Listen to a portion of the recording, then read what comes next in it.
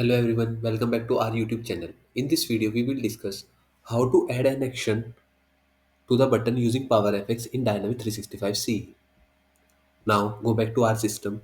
So I have already created a custom button that name is test.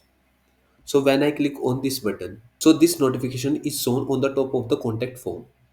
So how we can do that? So let me explain step by step. First navigate to the Make.Power Apps. So on the left hand side, click on apps, then click on all. So right now I am working on a sales app application. So now click on that, go to the edit and edit in new tab. So now scroll up. So I want to show a notification on a contact form. So go to the contact view. So click on that and then edit a command bar and edit in new tab.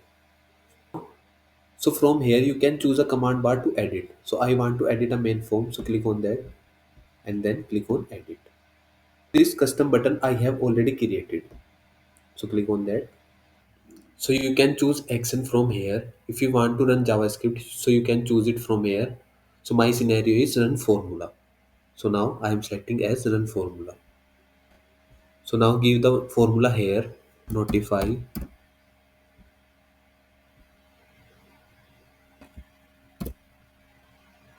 This is a success banner, comma, notification type,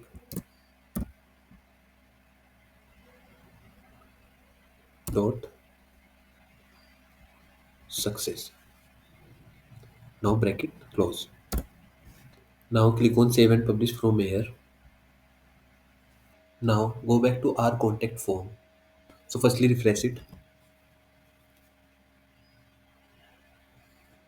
Now when I click on this button, so now you can see when I click on test button, it is showing a notification. This is a success banner. So in this video, we covered how to add an action using PowerFX in Dynamic 365 CE. Thanks for watching.